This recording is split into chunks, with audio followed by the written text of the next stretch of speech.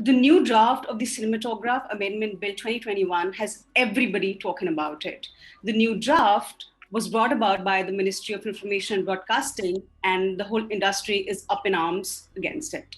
2 weeks ago, on 18 June 2021, the Ministry of Information and Broadcasting put out the bill, the draft of the bill, for general public so that they can react to it and give suggestions for it. The new draft suggests many changes to the current act. We will take you through these changes and explain them to you. The new draft of the bill has 4 major changes. While some of them are pretty tangible and understandable, the biggest worry that has been caused is by this one major change, which is that the center will have revisionary powers over the CBFC, which is the Central Board for Film Certification. Right now, the CBFC is the prime apex body for film certification. Here, the new draft gives power to the center that even after a film has been certified by the CBFC, the center has powers to revoke that certification. Like the center can now call up a film which has been certified and they can just revise the rating. This has caused the foremost worry in all of the industry. The most shocking part of the new amendment that they're trying to bring in allows them to recall certificates that have already been issued. A government comes to power, a B government takes over after that and says, whatever the A government did in the past, we're going to completely annul all that and remove those certificates. So there'll be no sanctity to the process of getting a censor certificate. The hard-fought victories that we got and the censor certificates that we got, if tomorrow that becomes annulled and people say you can't show your film, then they're basically, it's like imposing the emergency. I mean, in fact, even in the emergency, this did not happen, that they recalled censor certificates. The first is, now a film will be certified for perpetuity. Earlier, a film could only be certified for a period of 10 years. Now, if I send my film to get certified, the certificate is valid for forever, eternity. The second is, there are more stringent laws for piracy because the government and concerning agencies want to address the question of piracy. And they say that the piracy's root causes when a film is aired in a theater, that's where it's the most susceptible to piracy. Third thing is they're changing the rating system. Earlier, the CBFC could rate films only in 3 categories, which was U, UA, and A.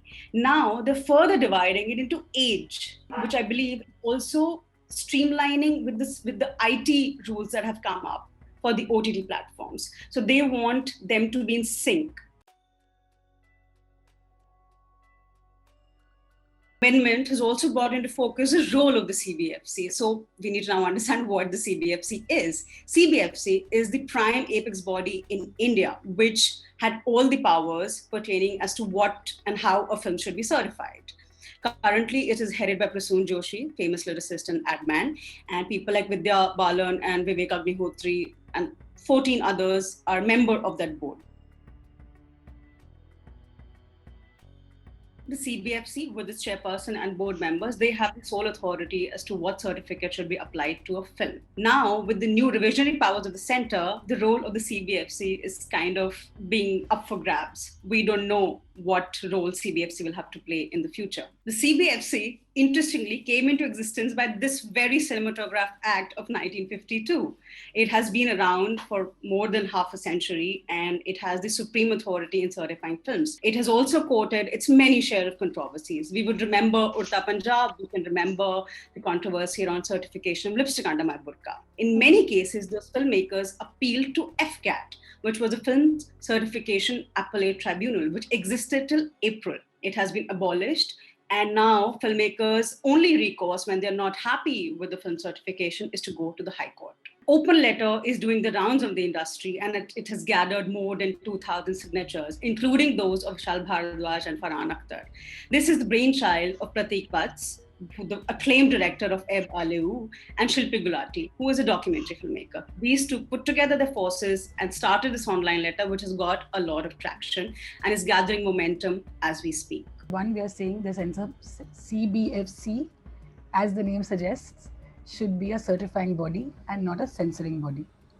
The second thing we are saying is that the proposition that the central government would have the final say on films or would have the right to or power to recall a film which has already been certified would be a way of undermining the sovereignty, of the censor board itself, as well as the Supreme Court and all the orders that it has come out with since over the years. So that clause has to be dropped. By bringing in piracy under the Cinematograph Act, not in a detailed manner, not in a streamlined manner, but just in a manner in which you're going to penalize people, I feel like we feel like it's going to be a case of double penalization, as opposed to really, sort of making the whole process of intervention with regard to Copyright Act streamlined across the system. Or two aspects of this whole process. One is fundamentally what is happening, where you are abolishing a tribunal, you are curtailing the powers, or saying that a constitutional body's power are not enough and union government gets to decide. So in principle, I feel it's a bad policy level decision of giving power to a union government over a constitutional body. This is, regressive. The whole point of this body is we are redefining from a certification body to a censor body. It is, a step back. Now with FCAT, another step back. And now with the central government revisionary powers, another step back. Many filmmakers, directors, and industry insiders are worried that this amendment will suppress a lot of freedom of expression. Senior filmmaker Adur Gopalakrishnan even called the bill a super censor.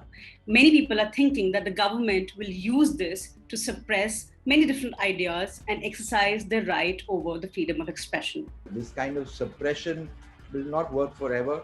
People will find their ways of talking, of telling the truth as they see it. And whatever they do, there'll be people who will fight back. There'll be people who resist. And I'm sure the filmmakers will do that.